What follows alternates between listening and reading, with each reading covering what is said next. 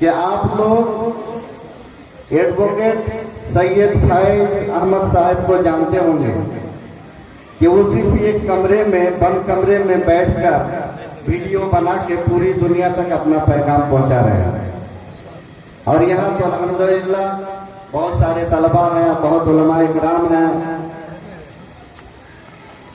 तो ये अल्लाह का फजल व करम है।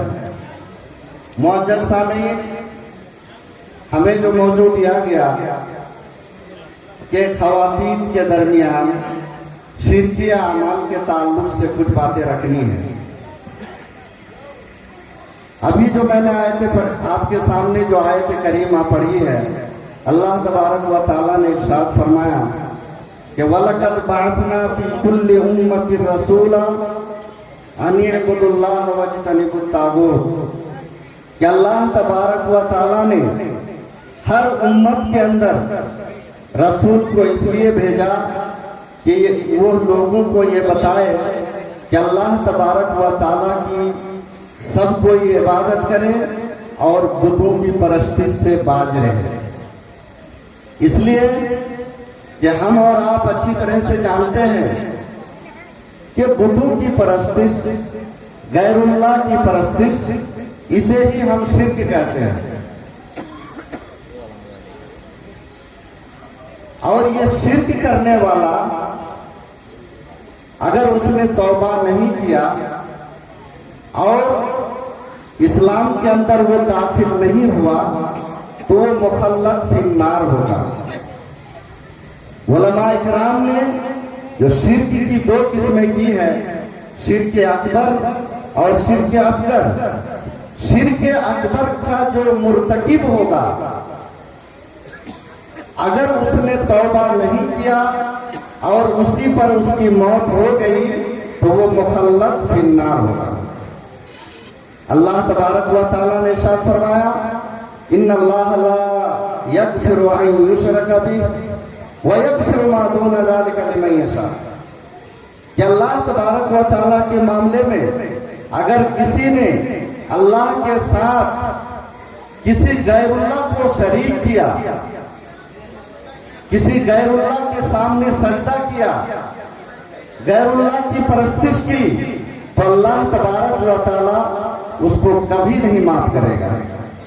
और इसके अलावा जो दूसरे गुनाह हैं, अगर अल्लाह तबारक व तआला ने चाहा तो उसको माफ कर देगा।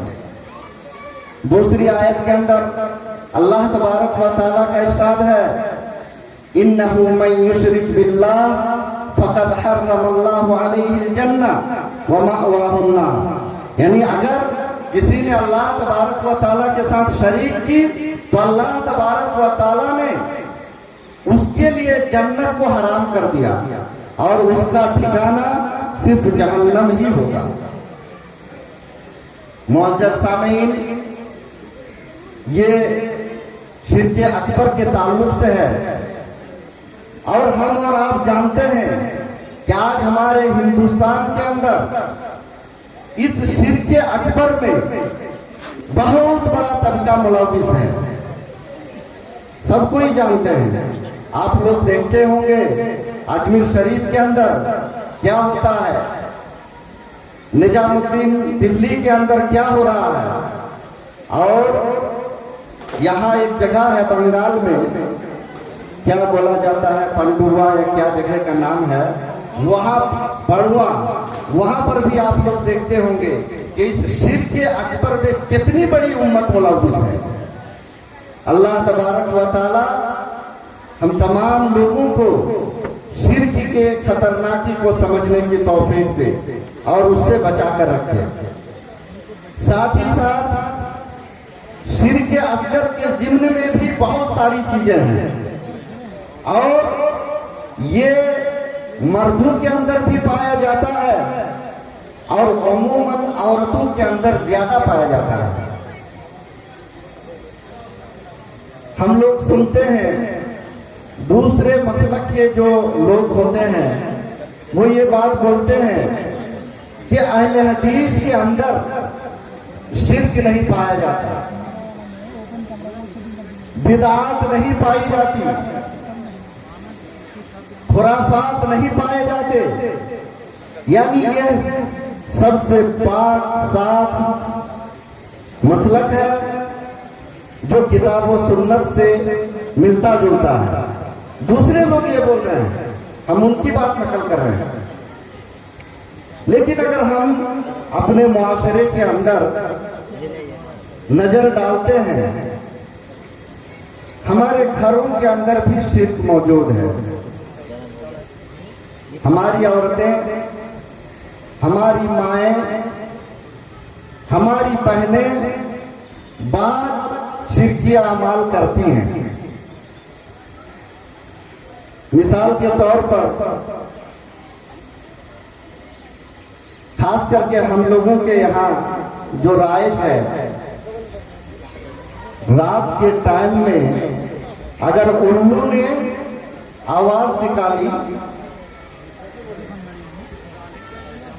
तो उसमें यह तसव्वुर होता है लोगों के जहन में, औरतों के जहन में, कि उल्लू की आवाज घर पर आ रही है तो ये घर का आदमी जो है मर जाएगा, या अगर कोई छोटा बच्चा है या कोई हामिला औरत है तो उसका बच्चा जो है मुर्दा पैदा होगा। ये चीज है, हमारे मुआशरे में है, हमारे घरों के अंदर है। इसके बारे में अल्लाह के रसूल सल्लल्लाहु अलैहि वसल्लम ने फरमाया कि ला अदवा वला तियरता वला हामता वला सफर। यह हदीस आपने सुनी होगी कि ला अदवा, कोई मुताद्दी बीमारी नहीं होती है, कोई बीमारी बजाते खुद मुताद्दी नहीं होती है, इल्ला ये कि अल्लाह तबारक व तआला का हुक्म हो तो वो बीमारी एक जगह से दूसरी जगह जा सकती है। लेकिन बजाते खुद, जैसा कि हम लोग सोचते हैं, अभी 1 साल 1.5 साल पहले जो कोरोना का सिस्टम चल रहा था, अब लोग सोच रहे थे कि इनको कोरोना हो गया है, अगर हम इनके बगल में रहेंगे तो हमको भी हो जाएगा। तो ये अकीदा सही नहीं है। हाँ, अगर अल्लाह का हुक्म होगा तो आपको भी होगा। उसी तरह ये तियरता एक फाल है, यानी जिससे आदमी ये सोचता है कि इसकी वजह से ये काम हो गया, गलत हो गया। उसी तरह ये हामा का जो लफ्ज है, इसके बारे में बूमा का लफ्ज भी आता है अरबी में, जिसको उल्लू कहा जाता है, उल्लू। तो अल्लाह के रसूल ने फरमाया ये सब कोई चीज नहीं है, लेकिन इस पर हमारे मुआशरे के अंदर हमारी माएँ और बहनें इस पर अमल करती हैं। और उल्लू की आवाज सुनने के बाद जब वो घर से निकलती है तो बाद जगहों में देखा जाता है कि या तो वो किसी को साथ में लेके जाती है, या कोई हाथ में कुछ धारदार चीज, चाहे हसुआ हो, चाहे वो कछुआ हो, चाहे और कोई उस तरह की चीज वो लेके निकलती है घरों से, कि ताकि वो उल्लू भाग जाए और इसकी वजह से हमारे घर के अंदर जो है कोई नहुसत ना हो। उसी तरह वला सफर, इसका तो मफहूम बयान किया है कि जैसे कि सफर के महीने में शादी ब्याह का ना करना अच्छा है। अगर कोई सफर के महीने में शादी ब्याह अपनी बच्ची या बच्चा का, बेटा या बेटी का करता है तो वो ठीक नहीं है। तो ये सब चीजें जितनी हैं, ये जमाना जाहिलियत के तस्वुर में से है, जमाना जाहिलियत के अमाल में से है। इस्लाम आने के बाद इन चीजों को खत्म कर दिया, लेकिन हमारे घरों के अंदर इस्लाम तो है, लेकिन इस्लाम के तमाम अहकाम के बारे में जानकारी ना होने की वजह से इस तरह के काम में हम लोग मुलव्वस हो जाते हैं, और खास करके हमारी माएँ और बहनें ज्यादा मुलव्वस होती हैं। साथ ही साथ दूसरी चीज, ताबीज का जो सिस्टम चल रहा है, अगर किसी का बच्चा नहीं हुआ, हर गांव में वो आदमी मिल जाते हैं गैर शरई झाड़ फूंक करने वाले। हमारे गांव में भी है, आपके गांव में भी वो लोग होंगे, और उनका मंत्र ना आप पढ़ सकते हैं ना लिख सकते हैं। उन लोग, उनका जो उस्ताद होता है वो उनको सिखाते हैं। मैंने एक बार एक आदमी से कहा कि आप लोग ये जो झाड़ फूंक करते हैं सब झूठी चीज है, गलत चीज है, उसमें क्या क्या बोलते हैं जरा बताइए। तो वो जो अपना मंत्र पढ़ रहा था, अल्लाह ताला उनकी मग़फ़िरत फरमाए, उनका इंतकाल हो गया है, तो उसमें हमको लगता है कि दुनिया की सारी जबानें शामिल हैं। उर्दू भी है, हिंदी भी है, बांग्ला भी है, अरबी भी है। अगर आप लोगों में से किसी ने किसी झाड़ फूंकवा से अगर पूछा होगा तो आपको भी पता होगा, उसमें पता नहीं क्या क्या वो पढ़ते हैं कि कुछ समझ में ही नहीं आता, और वही सब पढ़ के ताबीज बना के दे देते हैं। देखा जाता है ना हमारे घरों में, ताबीज कोई यहाँ बांध लेती है, कोई यहाँ बांध लेती है, कोई गले में लटका लेती है, और उससे ये तसव्वुर, हमारी माएँ, हमारी बहनें उससे ये तसव्वुर करती हैं कि इस ताबीज के लटकाने की वजह से हमारी बीमारी खत्म हो जाएगी। इसके बारे में भी अल्लाह के रसूल सल्लल्लाहु अलैहि वसल्लम ने इरशाद फरमाया, मन अल्लका तमीमतन फक़द अशरक।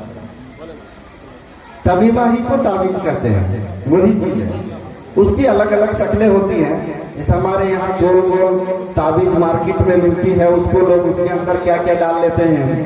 कहीं क्या होता है कि कोई रस्सी में, धागे में गिरहा लगा के उसको बांध लेते हैं, तो उसकी अलग अलग नौइयत होती है। तो ये भी एक शिरकी अमल है। क्यों? इसलिए कि इसके अंदर भी वो काम करने वाला का एतकाद ये कहता है कि इसकी वजह से हमें शिफा मिल रही है, जो कि बिल्कुल सही नहीं है। इसी तरह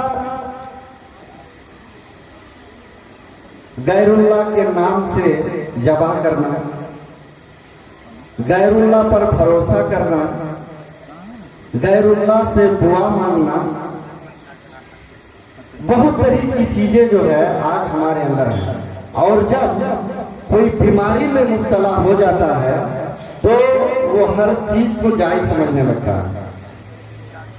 उसी वक्त जो है इस तरह की परेशानियों में मुब्तला होकर शिर्की अमाल मर्द भी करते हैं और हमारी माएँ और बहनें ज्यादा करती हैं। इसलिए हमें उनको इन सब चीजों के बारे में बताने की अशद जरूरत है। उसी तरह किसी ने कपड़ा फैला के रख दिया रात में बाहर, तो वो कोई उसको काट कर लेके चली जाती है कोई दूसरी औरत, तब उससे ये तस्वुर किया जाता है कि हमारे कपड़े को काट के लेके कोई औरत ही गई है, उससे हमारे घर के ऊपर, हमारे जिस्म के अंदर या हमारे घरों में ये कुछ कर देगी, इसीलिए किया गया है। ये सब भी चीज सही नहीं है। और भी एक चीज हम और आप देखते हैं, हमारे मुआशरे में आम है कि मगरिब के बाद, सूरज गुरूब हो जाने के बाद घर से कोई चीज औरतें दूसरे को नहीं देती हैं। क्यों? इसलिए कि उसमें बरकत खत्म हो जाती है। अब पता नहीं ये सब चीजें कहाँ मिल गई, कहाँ से ये सब चीजें आ गई, जिसका इस्लाम में कोई तस्वुर नहीं है, लेकिन हमारे घरों के अंदर ये चीज मौजूद है। उसी तरह अभी तो मॉडर्न जमाना आ गया, जो लेडीज पेड हुआ करता है, उसके बदले में पहले औरतें कपड़ा इस्तेमाल करती थी हैज व निफास के लिए। तो उस कपड़े को भी औरतें क्या करती है कि उसको अगर कहीं फेंक दे बाहर, तो कोई उठा कर लेके चले जाए और उससे कोई जादू टोना उसको कर दे। ये भी तस्वुर औरतों के अंदर पाया जाता है, जो कि ये भी सही नहीं है, ये गंदी चीज है। ये सोच के औरतें उसको दफना देती है, उस कपड़े को दफना देती है। मालूम नहीं कहां से ये सब चीजें हमारी माँ और बहनों को मालूम हो जाती है कि अल्लाह के रसूल सल्लल्लाहु अलैहि वसल्लम से सारी चीजें मनकूल है हम तक, लेकिन हम और आप उससे नावाकिफ हैं। एक चीज और, आम तौर पे जब छोटा बच्चा होता है किसी भी घर में, तो बच्चा सोते वक्त रोता है, रात में वो सोता नहीं है, सुबह जल्दी उठ जाता है, रोने लगता है, तो बोलते हैं कि किसी की नजर बद लग गई है। और नजर बद के लिए फिर वही काम हमारी औरतें करती हैं कि किसी ओझा के पास, जो अपने इलाके में गांव में होता है, उसके पास जाती है और वो पता नहीं क्या क्या पढ़ के पानी में और तेल में वो दम करके देता है अपना। हम और आप एक चीज जानते हैं कि अगर कुरानी आयत है जो अल्लाह के रसूल सल्लल्लाहु अलैहि वसल्लम से साबित है कि अल्लाह के रसूल ने दम किया है, तो अगर कुरानी आयत पढ़कर दम किया जाता है तो शरीयत इसकी इजाजत देती है। लेकिन पानी में दम करके देना, तेल में दम करके देना, ये तो अल्लाह के रसूल से साबित नहीं है। और ये ऐसा क्यों होता है? इसलिए कि हमें इस्लाम के बारे में जानकारी नहीं है। खास करके ये चीज जो है नजर पर, इसकी दुआ हिस्नुल मुस्लिम के अंदर भी है, उलमा इकराम जानते हैं। वो दुआ अगर कोई पढ़ के दम कर दे बच्चे पर, तो बच्चा नहीं रोएगा। और इसका तजर्बा मुझे है, मैंने किया है कि जो दुआ औज़ बिकलिमातिल्लाहि ताम्मा मिन कुल्लि शैतानिन व हाम्मा व मिन कुल्लि ऐनिन लाम्मा, उसके अलावा मुअव्वज़तैन है। अगर ये सूरतें और ये दुआ पढ़कर उस बच्चे को दम कर दिया जाए तो वो बच्चा नहीं रोएगा। लेकिन मुश्किल कहाँ है? मुश्किल ये है कि हम लोगों ने इस्लाम को छोड़ दिया है। हमारे घरों में नमाज नहीं है, हम नमाज नहीं पढ़ते हैं। तो जब हम नमाज ही नहीं पढ़ेंगे तो हमारी वो दुआ कहां से काम करेगी? तो हम लोगों को जरूरी है कि हम नमाज पढ़ें, इस्लाम के अरकान के मुताबिक जिंदगी गुजारें। तो फिर ये दुआ पढ़ के हम खुद अपने बच्चों पे दम कर देंगे, वो खत्म हो जाएगा। एक जगह की बात है, जब सबसे पहला साल 2008 में मैंने फरागत की, जून के महीने में, तो उस टाइम अक्सर मदरसों में जगह फुल होती है। इमामत के लिए मैं चला गया नवगढ़, रोहा, मुंबई जो है। तो वहाँ एक मुअज्जिन साहब हैं मस्जिद में, तो जब वो अजान देते थे तो ये घर में एक छोटा बच्चा रोने लगता था। जब भी अजान होती है बच्चा रोना चालू कर देता है, 1 घंटा रोता है। वो आदमी परेशान हो गया, यहाँ गया, डॉक्टर के पास गया, यहाँ गया, वहां गया, और इतनी दवाएं लेके वो घूमता था, बहुत परेशान था। लास्ट में वो आया, वहां पर दम करने के लिए कहा कि हम थक गए हैं, हर जगह से परेशान हैं। तो नया नया फारिग होके गया था, दुआ हुआ देखने लगा कि देखूं क्या क्या दुआ है। यही सब दुआ हुआ पढ़ के दम कर दिया बच्चे को 2 बार, एक बार मगरिब में, एक बार फजर की नमाज के बाद। बच्चा का रोना बंद हो। ये अमली बात मैं बता रहा हूं, अपनी जिंदगी की बात बता रहा हूं। इसलिए जो है इन सब चीजों की जानकारी होनी चाहिए। तो इस तरह के जो काम हमारे माशरे में हो रहे हैं कि हमको लाइल्मी की वजह से हम लोग शिरकी अमाल करते हैं,